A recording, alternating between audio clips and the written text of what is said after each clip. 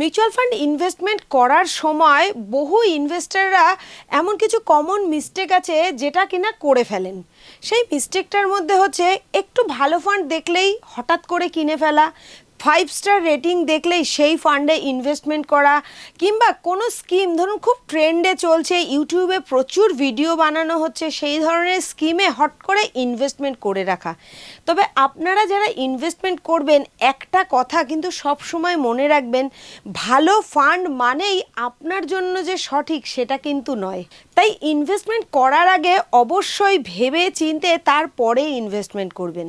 এর ফলে slowly silently আপনার পোর্টফোলিও মেসি হয়ে যাবে, ক্লিয়ার কোনো ডিরেকশন থাকবে না, অনেক ফান্ড জমা হয়ে যাবে। এর ফলে রিটার্ন হয়তো কিছুটা চলে আসবে কিন্তু পিস অফ মাইন্ড থাকবে না, আর যেখানে পিস থাকে না সেখানে লং টার্ম স্টে করাটা কিন্তু কঠিন হয়ে দাঁড়ায়। আর মিউচুয়াল ফান্ডে ইনভেস্টমেন্ট মানেই আশা করি আপনারা এতদিনে বুঝে গেছেন, লং টার্ম ওয়েলথ ক্রিয়েশন করতে গেলে লং টার্ম ভাবতে হবে, লং টার্ম স্টে করতে হবে, সমস্ত কিছু কিন্তু আপনাকে টাইমিং নিয়ে করতে হবে। অর্থাৎ মিনিমাম 5 থেকে 7 বছর, 10 বছর, 15 বছরের কথা চিন্তা করতে হবে। আর 5 বছরের থেকে কম সময়ের কথা যদি ভাবেন তাহলে আপনাকে বিকল্প অন্য কোনো অপশান চুজ করতে হবে। সো এভাবেই যদি আপনার পোর্টফোলিও মেসি হয়ে যায় তাহলে আজকে কিন্তু এই ভিডিওতে আমরা আলোচনা করব কিভাবে আপনার মিউচুয়াল ফান্ড পোর্টফোলিওটাকে ক্লিন করবেন। নমস্কার বন্ধুরা, আমি Sabrika Debroy, director of PHD capital, and PHD capital is a SEBI registered, APME registered and AMFI registered. I have also done some NISM certification like equity derivative, currency derivative, commodity derivative, PMS and mutual fund distributor also. আজকের এই ভিডিওটা পুরোটাই দেখতে হবে, তাহলে আপনার mutual fund portfolio যদি Messi হয়ে যায় তাহলে ক্লিন করার যে অপশানগুলো আমি দেব সেগুলো অতি অবশ্যই আপনি অ্যাপ্লাই করবেন, এবং অ্যাপ্লাই করার ফলেই কিন্তু আপনার পোর্টফোলিওটা খুব সিম্পল এবং স্মার্ট হয়ে উঠবে। First step, set your financial goal. অর্থাৎ আপনি যখন কোনো ইনভেস্টমেন্ট করবেন তখন কিন্তু আপনার ফিনান্সিয়াল গোল থাকাটা খুব জরুরি।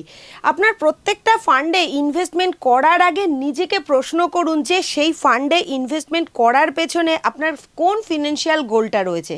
আপনার কাছে যদি ক্লিয়ার আনসার থাকে তাহলে খুব ভালো, আর যদি ক্লিয়ার আনসার না থাকে তাহলে এটা কিন্তু একটা ওয়ার্নিং সিগন্যাল। মনে রাখবেন, প্রত্যেকটা ইনভেস্টমেন্টের পেছনে আমাদের লাইফের কিছু ফিনান্সিয়াল গোল থাকাটা কিন্তু বাধ্যতামূলক।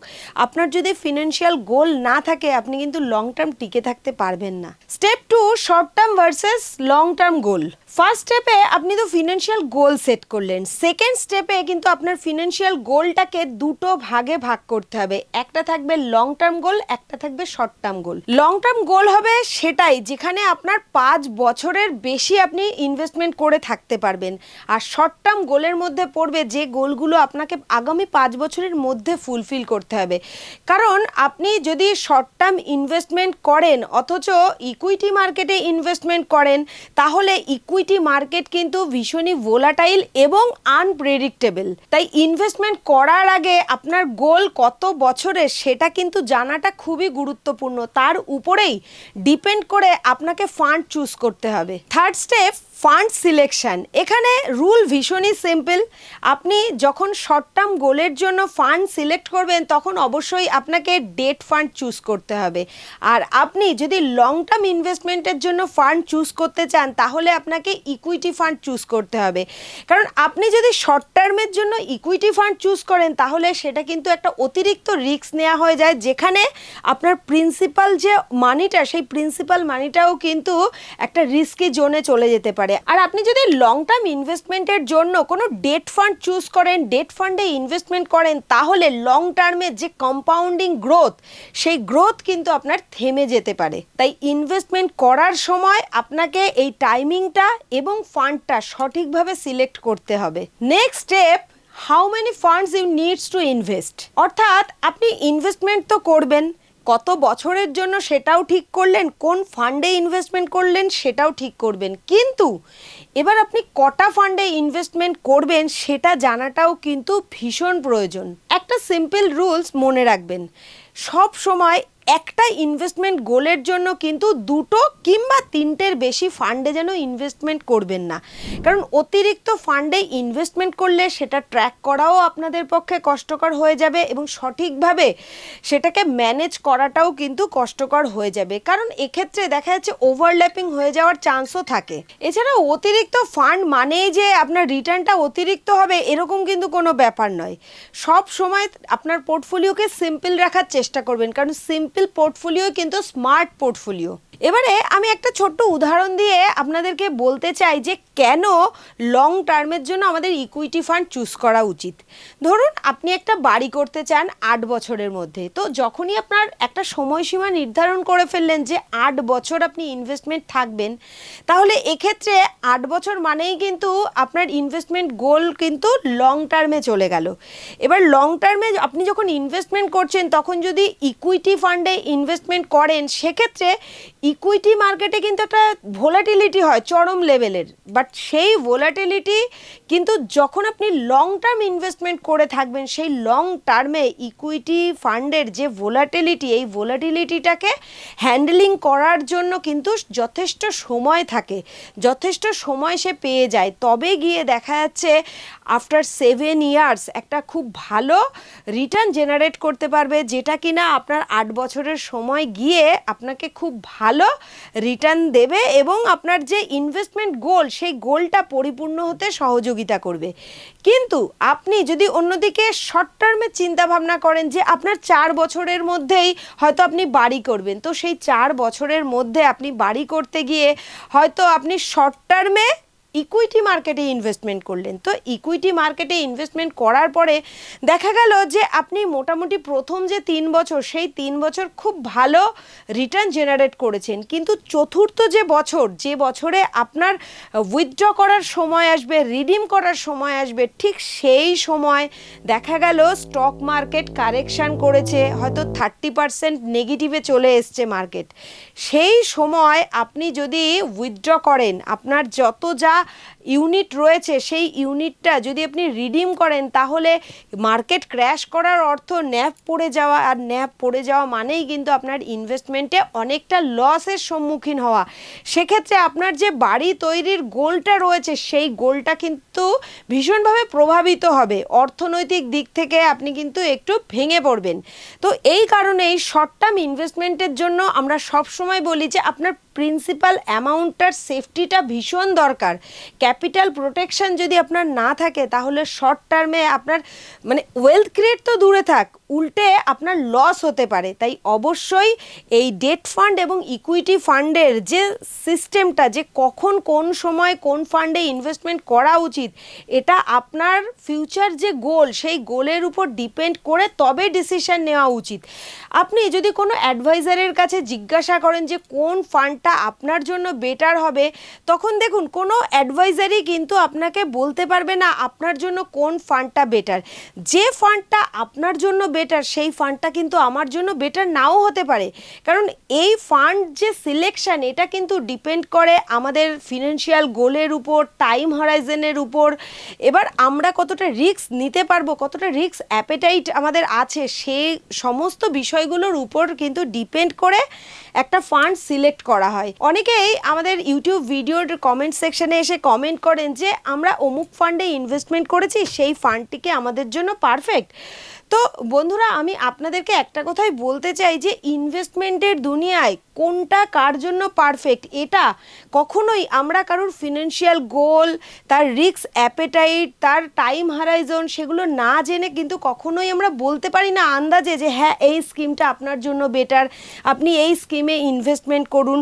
তো এই যে পয়েন্টটা আমি আপনাদের কাছে ডিসকাস করলাম, আপনারা নিজেদের কাছে জিজ্ঞাসা করুন, নিজেদের কাছে প্রশ্ন করুন, আপনার গোল কি লং টার্ম নাকি শর্ট টার্ম, আপনি কত বছর ওয়েট করতে পারবেন।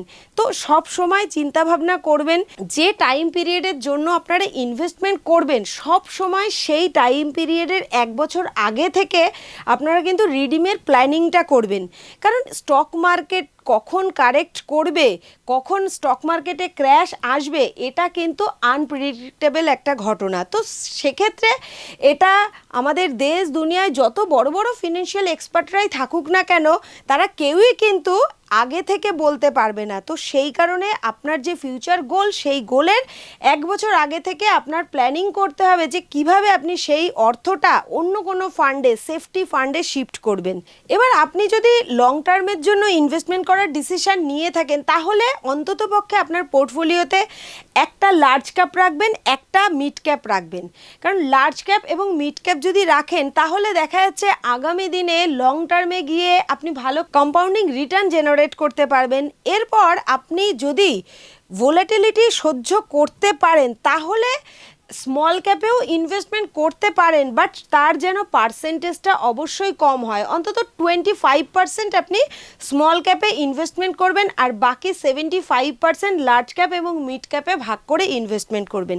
এতে কি হলো, আপনার যে পোর্টফোলিও, সেই পোর্টফোলিওটা ওয়েল ডাইভার্সিফাইড হয়ে গেল, এবং স্মল ক্যাপে ইনভেস্টমেন্ট করার কারণে দেখা যাচ্ছে সেখান থেকে একটা ভালো গ্রোথ অপরচুনিটি কিন্তু থাকে। আমাদের পোর্টফোলিও কিন্তু খুব ভালো রিটার্ন ওখান থেকে জেনারেট করতে পারে। বাট স্মল ক্যাপে যেহেতু প্রচণ্ড পরিমাণে ভোলাটিলিটি হয়, সেক্ষেত্রে আপনার মানসিক কি সিচুয়েশান, আপনি কতটা ভোলাটিলিটি সহ্য করতে পারবেন, তার উপর ডিপেন্ড করেই বলছি স্মল ক্যাপে পজিশন নেওয়ার জন্য। আপনি যদি ভোলাটিলিটিটা সহ্য করতে খুব একটা ভালো না বাসেন, তাহলে সেক্ষেত্রে স্মল ক্যাপটাকে আপনি অ্যাভয়েড করতে পারেন, আপনি লার্জ ক্যাপ এবং মিড ক্যাপে ইনভেস্টমেন্ট করতে পারেন। কিন্তু একটা পোর্টফোলিওর মধ্যে দুটো লার্জ ক্যাপ, দুটো মিড ক্যাপ, দুটো স্মল ক্যাপ, এইভাবে পোর্টফোলিওটাকে মেসি করার কিন্তু কোনো মানে হয় না। কারণ এটাতে দেখা যাচ্ছে ওয়েল ডাইভার্সিফাইড কিন্তু হচ্ছে না আপনার পোর্টফোলিও। আপনি হয়তো ভাবছেন 6টা স্কিমে ইনভেস্টমেন্ট করেছি, তার মানে 6টা আলাদা আলাদা স্কিমে আলাদা আলাদা রিটার্ন দেবে, এটাতে লস হতে পারে, ওটাতে লাভ হতে পারে। নো, আপনি যখন লার্জ ক্যাপে ইনভেস্টমেন্ট করছেন, দুটো লার্জ ক্যাপে যদি আপনি ইনভেস্টমেন্ট করেন, তো সেক্ষেত্রে আপনি যদি চেক করে দেখেন, দেখা যাবে ওভারল্যাপিং হওয়ার সম্ভাবনাটাই বেশিরভাগ ক্ষেত্রে থেকে যায়। দুটো মিড ক্যাপে ইনভেস্টমেন্ট করার মানে কিন্তু ওভারল্যাপিং হওয়ার চান্সই বেশি থাকে। তো যখন আপনার পোর্টফোলিওটা ওভারল্যাপিং হচ্ছে, তখন রিটার্ন বাড়ার বদলে রিটার্নটা কমে যাওয়ার চান্সই বেশি থাকে। তো সেক্ষেত্রে সবসময় চেষ্টা করবেন একটা ভালো কোনো লার্জ ক্যাপ, একটা ভালো কোনো মিড ক্যাপ, আর যদি ভোলাটিলিটি সহ্য করার মতো ক্ষমতা থাকে, তাহলে একটা স্মল ক্যাপ রাখতে পারেন। এটা গেল হচ্ছে লং টার্ম গোলের ক্ষেত্রে। এবার আসবো আমি শর্ট টার্ম গোলের ক্ষেত্রে। শর্ট টার্ম গোলে আপনি কিভাবে ইনভেস্টমেন্ট ডিসিশন নেবেন। আপনি যখন শর্ট টার্ম গোলসের উপর বেস করে আপনি যখন ইনভেস্টমেন্ট ডিসিশনটা নেবেন, তখন আপনার ফার্স্ট প্রায়োরিটি হওয়া উচিত ক্যাপিটাল প্রোটেকশন, এবং সেকেন্ড প্রায়োরিটি হচ্ছে স্ট্যাবিলিটি।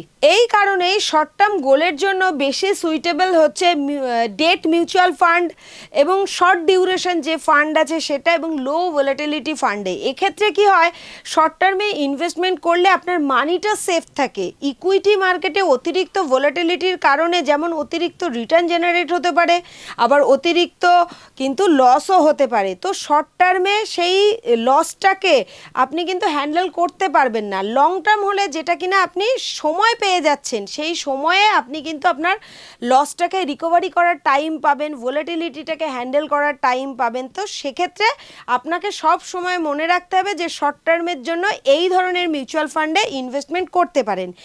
এছাড়াও হাইব্রিড অ্যালোকেশনটাও কিন্তু সেন্সিবল হতে পারে, কারণ হাইব্রিডের ক্ষেত্রে কিন্তু ডেট এবং ইকুইটি এই দুটো ফান্ডেই ইনভেস্টমেন্ট করা হয়ে থাকে। তো ইকুইটির ক্ষেত্রে কিন্তু আপনি 20 থেকে 30% ইনভেস্টমেন্ট করবেন, আর ডেটে কিন্তু মোটামুটি 70 to 80% আপনার যা ওয়েলথ রয়েছে, সেই ওয়েলথটা কিন্তু ইনভেস্টমেন্ট করবেন। তাই ইনভেস্টমেন্টের সিম্পল একটা রুল মনে রাখবেন, শর্ট টার্ম ইনভেস্টমেন্ট গোল মানেই সেফটি ফার্স্ট, আর লং টার্ম ইনভেস্টমেন্ট মানেই গ্রোথ ফোকাস। আপনার ইনভেস্টমেন্টের গোল যদি হয়ে থাকে হাউস, এডুকেশন, ম্যারেজ, তাহলে এগুলো কিন্তু একটা প্রায়োরিটি আপনার জীবনের, এগুলো খুবই প্রয়োজন। তাই এই ব্যাপারে আপনি কিন্তু কখনোই কোনো ইনভেস্টমেন্ট নিয়ে এক্সপেরিমেন্ট করবেন না। আর যত আপনার ম্যাচুরিটির টাইমটা কাছাকাছি আসবে, ধীরে ধীরে আপনার কিন্তু ইনভেস্টমেন্টের রিস্ক কমে যাওয়া উচিত। তো সেই হিসাবেই শেষের দিকে কিন্তু আপনার পোর্টফোলিওকে রিব্যালেন্সিং করাটা ভীষণ জরুরি, এবং সেফটি কোনো ফান্ডে ধীরে ধীরে শিফট হওয়াটা খুব জরুরি। তো এক্ষেত্রে ট্যাক্সের ব্যাপারটাও যদি আপনারা মাথায় রাখেন, তাহলে আমি অন্য কোনো ভিডিওতে বলে দেবো যে কিভাবে আপনারা লাস্টের দিকে ট্যাক্সটাকেও বাঁচাতে পারেন। সঠিক নিয়ম মেনে, সরকারি রুল মেনে, বৈধভাবেও কিন্তু আমরা চাইলে বিভিন্ন রকমভাবে আমরা ট্যাক্স বাঁচাতে পারি। And last step is remove unnecessary fund. অর্থাৎ আপনার পোর্টফোলিও যদি সত্যিই মেসি হয়ে থাকে তাহলে আননেসেসারি যে ফান্ডগুলো আছে সেগুলোকে কিভাবে ক্লিন করবেন, এবার আমি সেই ক্লিন করার উপায়ই বলবো। তাই এখনই আর দেরি না করে আপনার পোর্টফোলিও খুলে দেখুন ওখানে কোন কোন ফান্ডগুলো আপনি রেখেছেন যে শুধুমাত্র ভালো ফান্ড বলেই আপনি রেখে দিয়েছেন, আপনার কোনো রকম কোনো ফিনান্সিয়াল গোলের জন্য কিন্তু সেই ফান্ডটা কোনোভাবেই ব্যবহার হচ্ছে না। তাহলে সেক্ষেত্রে অনেস্টলি বলছি, রিমুভ ইট। ইনভেস্টিং মানেই শুধুই যে এক গাদা ফান্ড কালেক্ট করা তা কিন্তু নয়। তাই আননেসেসারি যে ফান্ডগুলো আছে সেগুলোকে রিমুভ করে ফেলুন। এরপর আরও একটা টপিক নিয়ে আমি বলবো যে ইএলএসএস, অর্থাৎ অনেকেই ভাবেন যে ইএলএসএস অর্থাৎ ইকুইটি লিঙ্কড সেভিংস স্কিমে ইনভেস্টমেন্ট করা মানেই কিন্তু প্রচুর টাকা ট্যাক্স বাঁচছে, আর সেই সুযোগটা নেওয়ার জন্যই আপনারা ইনভেস্টমেন্ট করে যাচ্ছেন ইএলএসএসে। কিন্তু দেখা যাচ্ছে সেই ইএলএসএস ফান্ডটা কোনো কাজের না, আলটিমেটলি আপনার কোনো ইনভেস্টমেন্টে সাহায্য করছে না, ট্যাক্স বেনিফিটে সাহায্য করছে না। তো এক্ষেত্রে কোন কোন বিষয়গুলো আপনি মাথায় রাখবেন, মাথায় রেখে আপনার সেই ইএলএসএস ফান্ডগুলো আপনার থাকবে পোর্টফোলিওতে নাকি বেরিয়ে যাবে এই ডিসিশনটা নেবেন। এখন আমি এই বিষয়ের উপর কয়েকটা পয়েন্ট বলবো। আপনি যদি ওল্ড ট্যাক্স রিজিমের আওতায় পড়েন তাহলে সেক্ষেত্রে আপনার ইএলএসএস ফান্ড কিন্তু থাকলে আপনাকে ট্যাক্স বেনিফিট দিচ্ছে, কিন্তু সেক্ষেত্রে কিন্তু 1.5 লাখ পর্যন্তই আপনি ছাড়টা পাবেন। আর এক্ষেত্রে আপনি যদি নিউ ট্যাক্স রিজিমের আওতায় পড়েন তাহলে সেক্ষেত্রে কিন্তু ইএলএসএস এর আলাদা কোনো ফায়দা আপনি পাবেন না। উপরন্তু ইএলএসএস এর কিন্তু 3 বছর লকিং পিরিয়ড রয়েছে, অথচ ট্যাক্স রিজিমের ক্ষেত্রে কিন্তু নিউ ট্যাক্স রিজিমের ক্ষেত্রে কিন্তু এর কোনো রকম কোনো বেনিফিট নেই। লং টার্মে আপনি যখন ইনভেস্টমেন্ট করছেন তখন কিন্তু ইনভেস্টমেন্টের ক্ষেত্রে আপনার এলটিসিজি পড়বেই, অর্থাৎ সেটা ইএলএসএস ফান্ড হোক কিংবা কোনো অর্ডিনারি ডেট ফান্ড হোক কিংবা কোনো ইকুইটি ফান্ড হোক, সেক্ষেত্রে ট্যাক্সের নিয়ম অনুযায়ী যে ট্যাক্সটা আপনাকে দিতে হবে সেই ট্যাক্সটা কিন্তু আপনার দিতেই হবে, সেটা ইকুইটি লিঙ্কড সেভিংস স্কিম হলেও তার জন্য কিন্তু ইনভেস্টমেন্টের ক্ষেত্রে আপনি এক্সট্রা কোনো ছাড় পাবেন না। আর ওল্ড রিজিমের ক্ষেত্রে অর্থাৎ ওল্ড ট্যাক্স রিজিমের ক্ষেত্রে আপনি যদি ইএলএসএস এ ইনভেস্টমেন্ট করে থাকেন সেক্ষেত্রে ইনকাম ট্যাক্সে আপনি কিন্তু 1.5 লাখ টাকা পর্যন্তই ছাড় পাবেন। আপনি যদি এখন 1.5 লাখ টাকার বেশি অর্থাৎ 3 লাখ 4 লাখ 5 লাখ টাকা আপনি ইনভেস্টমেন্ট করছেন তাহলে বাকি যে ইনভেস্টমেন্ট 1.5 লাখ টাকা ছাড়া তাহলে ওটার কিন্তু কোনো রকম কোনো ফায়দা নেই। উপরন্তু আপনার পোর্টফোলিওর যে গ্রোথ সেই গ্রোথটাকে কিন্তু আপনি ওখানে আটকে দিচ্ছেন। তাই শুধুমাত্র ওই ইএলএসএস এই নামটা শুনেই ইনভেস্টমেন্ট করব তা কিন্তু নয়, আপনাকে প্রকৃতপক্ষে যাচাই করে দেখতে হবে আদেও কি আপনার ইনকাম ট্যাক্সের উপর কোনো রকম বেনিফিট আনছে। যদি আনে তাহলে সেটা থাকবে, আর সেটা অবশ্যই 1.5 লাখ টাকা পর্যন্তই। তার অতিরিক্ত পরিমাণ যদি আপনি ইএলএসএসে ইনভেস্টমেন্ট করেন তাহলে সেক্ষেত্রে সেটা রিমুভ করে দেওয়াই কিন্তু বেটার। এবার অবশ্যই একটা গুরুত্বপূর্ণ ডিসিশন নেওয়ার আগে আপনি আপনার পার্সোনাল ফিনান্সিয়াল অ্যাডভাইজারের সাথে আলোচনা করবেন, জিনিসগুলো বুঝবেন, তারপরেই কিন্তু ডিসিশনটা নেবেন। Remember one thing, mutual fund investment is not about collecting fund. Mutual fund investing is about solving your life goals. If you have simple portfolio, if you have right fund and clear direction, then you can expect better return and peace of mind. তাহলে আরও একবার check করুন আপনার পোর্টফোলিওটা কি আপনার জন্য better. যদি better হয় তাহলে খুব ভালো, না হলে পুরো ভিডিও দেখার পর আমি ঠিক যেমন যেমন বললাম সেইভাবেই কিন্তু আপনার পোর্টফোলিওটাকে আপনি রিভিউ করতে ভুলবেন না। আর অতি অবশ্যই যদি আপনার অসুবিধা থাকে, আপনি যদি বুঝতে না পারেন যে কিভাবে আপনার পোর্টফোলিওটাকে রিভিউ করবেন কিংবা কিভাবে আপনি আপনার ইনভেস্টমেন্ট ডিসিশন নেবেন, তাহলে কিন্তু আপনি আমাদের স্ক্রিনে দেওয়া ফোন নম্বরে যোগাযোগ করতে একদম ভুলবেন না। আমাদের টিম মেম্বাররা কিন্তু সব সময় রেডি আছে আপনাদেরকে সহযোগিতা করার জন্য। আর ভিডিওটা যদি আপনার কাছে হেল্পফুল বলে মনে হয়, আপনি যদি কিছু শিখতে পারেন, তাহলে অতি অবশ্যই একটা লাইক, একটা কমেন্ট এবং আপনার প্রিয়জনদের সাথে শেয়ার করতে কিন্তু ভুলবেন না। ভালো থাকবেন, দেখা হবে পরবর্তী কোনো ভিডিওতে। ততক্ষণ পর্যন্ত শিখতে থাকুন, নলেজ বাড়াতে থাকুন।